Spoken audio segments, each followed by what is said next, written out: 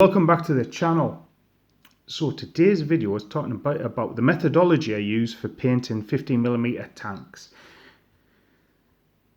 The Battlefront tanks are brilliant pieces of kit and actually paint up really well, really easily, really nicely. So I'm going to talk about how I'm going to take a tank from this to this in several easy steps. And actually it's the same methodology I use regardless of nationality to get some pretty good results.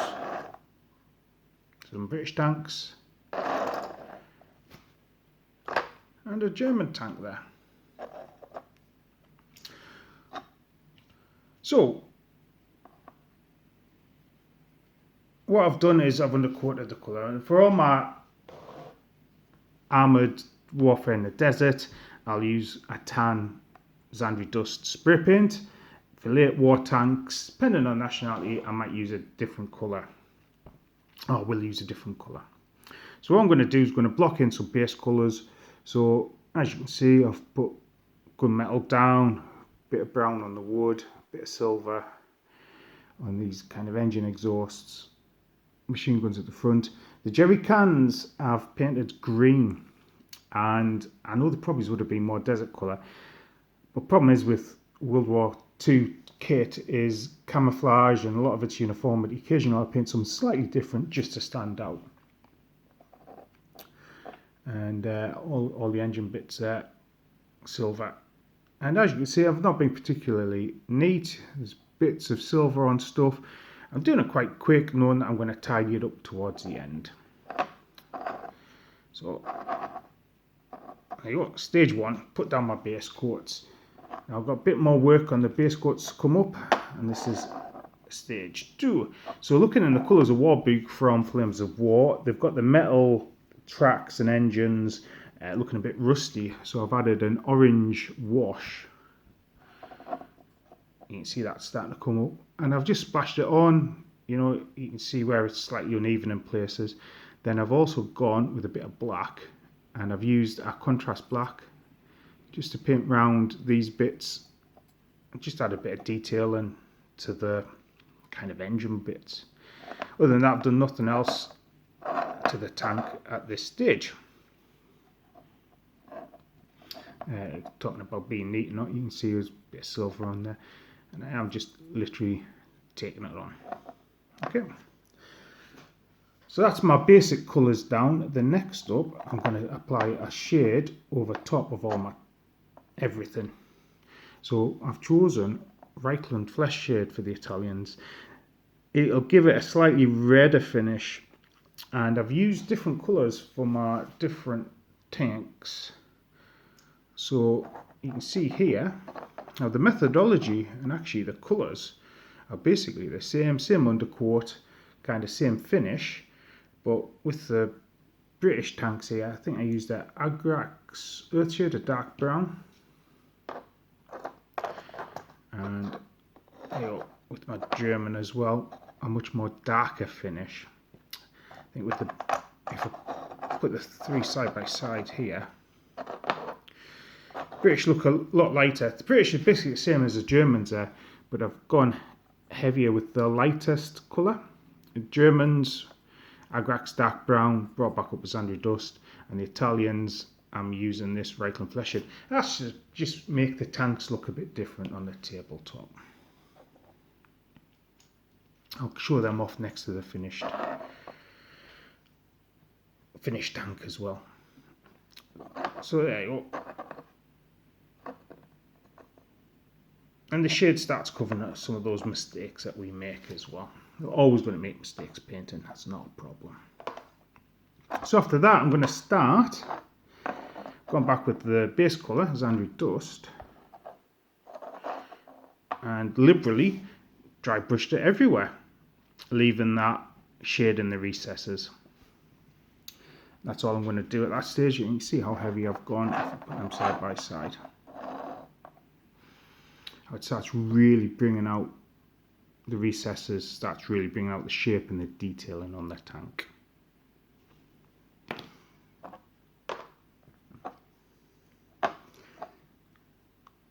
So what have I done for the next stage? This is where I've just started going over the metals. And if I put this side by side,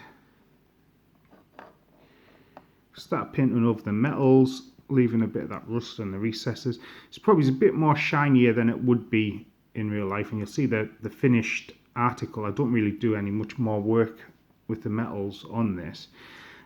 Again, this is just so bits stand out a bit to make the tank a bit more interesting than the sort of sand coloured blobs that they became. And again, you can see where I've done a bit of work there on the engine bits, added a bit of silver, brought out a bit of detail, tidied a bit of things up there. So that would be the next stage. And generally I'm working on batches of this at the same time, so I'm doing about 4 or 5 tanks at once. And this bit here, this next stage, is quite a subtle change. So obviously that's the one I've just showed. This is the next stage, and what I've done is just lightly dry brushed it with a lighter sandy bone colour, and taking particular attention around the edges here, just to make things pop a bit more.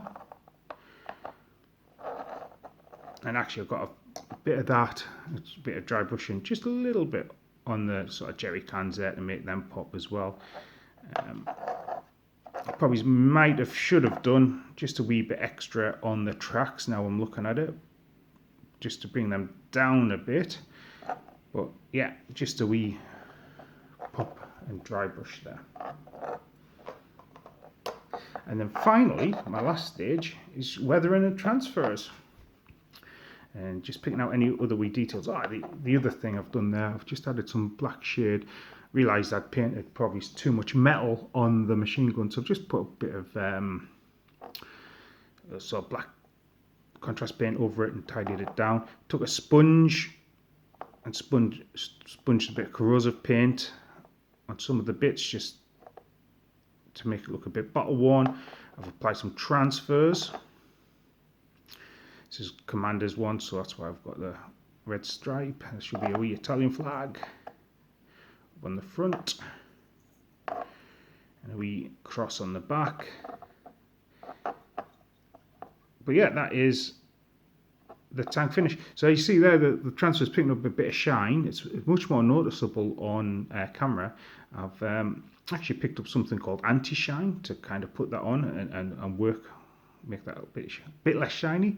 But I think transfers really do finish off. And the other thing there, you see I've painted the driver, just painted the skin bits with like an off-white, a wee bit of flesh wash on, bit of blue for the goggles, and a wee bit of grey highlighting on the grey helmet and black shirts. There you go, that's my Italian tanks finished, dead easy. So basically putting down my base coats, shading the whole thing, a wee bit of dry brush, pick out some of the details, job done. And like I say, if I zoom out a bit without knocking over my tripod, or you don't get that from skilled YouTubers, that's for sure. And I put these next to the finished tanks, finished, not finish. You can see just with the choices of colour in there, I've been able to make the different nationalities just stand out, even though they're all desert colour. So slightly reddish look on the Italian tank, much more lighter look on the British tanks. And again, followed the same methodology. It's just that the dry brush of the sort of desert colour, I've gone up to a much lighter colour and give that a bit more of a heavier colour. And the German one is actually exactly the same dry brushing levels as I've done with the Italian one. It's just it's got a dark brown base rather than the slightly reddy brown base that the Italian one has. But there you go. That is a bit of theory put into practice. Most of the top tips I picked up from the Colours of War, Flames of War guide. And yeah, I'm looking forward to getting some more Tank Wars on the tabletop. Actually, just while it's there, there's just a wee difference of adding a couple of transfers, like the Crusader here hasn't got any transfers put on it, but just the difference, having a bit of I think I painted these on. Unit markings as opposed to no unit markings and stuff does make, so I will get around to finishing all the British tanks. I'm on a bit of a Desert War kick at the moment, in case you haven't seen. But anyway, that's everything I wanted to talk about and show off today. I'm going to go back to finishing off these Italian tanks. I think I've got 15 tanks and 5 self-propelled guns to paint to finish off. Like I say, I'm painting them in batch groups of 5 at a time, and they just come along really nice, really quickly. But anyway, I hope you're having a great time with your hobby at the moment, and that's a goodbye for now. Goodbye.